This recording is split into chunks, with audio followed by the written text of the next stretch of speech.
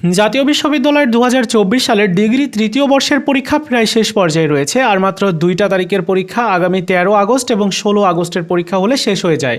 আপনারা যারা পরীক্ষা দিয়েছেন, আপনারা বিএ, বিএসএস, বিবিএস বা বিএসসি, আপনারা যে গ্রুপ থেকেই পরীক্ষা দেন না কেন, অনেকের প্রশ্ন হচ্ছে যে ভাইয়া আমাদের ভাইবা পরীক্ষা হবে কিনা। অনার্সে যেরকম পরীক্ষা শেষ করার পরে ভাইবা পরীক্ষা হয়, এরকম ভাইবা পরীক্ষা দেওয়ার কোনো বাধ্যবাধকতা রয়েছে কিনা আজকের এই ভিডিওতে শেয়ার করব, এবং রেজাল্ট কবে নাগাদ দিতে পারে সেই বিষয়টা বলবো। চলুন শুরু করা যাক। প্রথমে শেয়ার করব আপনাদের ভাইবা পরীক্ষা দিতে হবে কিনা। এইটার উত্তর হচ্ছে না, আপনাদের সবারই ভাইবা পরীক্ষা দেওয়ার দরকার নাই। কারণ ভাইবা পরীক্ষা শুধুমাত্র যাদের প্র্যাকটিক্যাল রয়েছে সেই প্র্যাকটিক্যাল পরীক্ষার্থীরাই ভাইবা পরীক্ষা দিবে। যেমন ভূগোল সাবজেক্টটা যাদের আছে, এই ভূগোল সাবজেক্টে প্র্যাকটিক্যাল আছে। মনোবিজ্ঞান যাদের আছে, মনোবিজ্ঞানে প্র্যাকটিক্যাল আছে। এরকম যে সায়েন্সের সাবজেক্টগুলোতে তো প্র্যাকটিক্যাল আছে। যেগুলোতে প্র্যাকটিক্যাল আছে, আপনার যে অ্যাডমিট কার্ড সেখানে দেখবেন যে প্র্যাকটিক্যালের বিষয়টা উল্লেখ করা রয়েছে।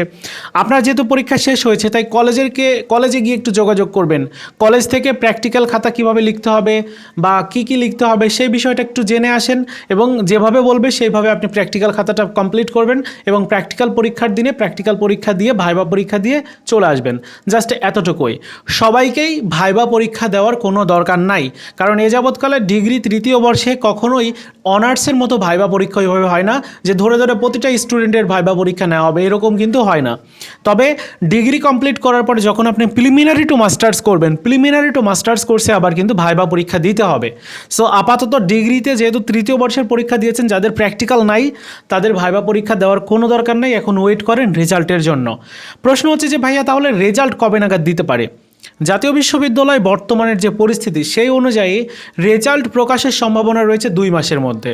তো আমরা যদি আপনাদের পরীক্ষা শেষ করবে হচ্ছে আগামী 16 আগস্ট থেকে আমরা হিসাব করলে দেখতে পারি যে আগামী অক্টোবর মাসের মাঝামাঝিতে রেজাল্ট প্রস্তুত হয়ে যাবে, তারপর রেজাল্ট পাবলিশ করে দিবে। তাহলে অক্টোবরের মাঝামাঝিতে বা শেষের দিকে আপনাদের এই ডিগ্রি তৃতীয় বর্ষের রেজাল্টটা পাবলিশ হতে পারে, সম্ভাবনাটা রয়েছে। সো আপনার রেজাল্ট দেওয়ার পরে যদি আপনি উত্তীর্ণ হন, তখন আপনি প্রিলিমিনারি টু মাস্টার্স কোর্সে ভর্তি হতে পারবেন। এবং যারা ডিগ্রির নিয়মিত শিক্ষার্থী, তারা কিন্তু নিয়মিত কোর্সে, মানে প্রিলিমিনারি টু মাস্টার্স নিয়মিত রয়েছে, আরেকটা রয়েছে প্রাইভেট। ডিগ্রি প্রাইভেট কোর্সে যারা রয়েছেন, আপনাদেরকে প্রিলিমিনারি টু মাস্টার্স প্রাইভেট পড়তে হবে। আর যারা নিয়মিত কোর্সে রয়েছেন, তাদের প্রিলিমিনারি টু মাস্টার্স নিয়মিত কোর্সে ভর্তি হতে হবে।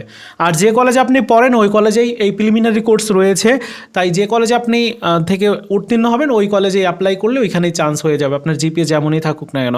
সম্ভবত রিকোয়ারমেন্ট লাগে হচ্ছে 2.25।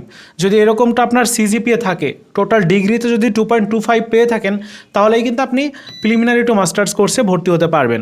তো এই ছিল ভিডিও। দেখা হচ্ছে নতুন ভিডিওতে। ভালো থাকুন সবাই, ধন্যবাদ।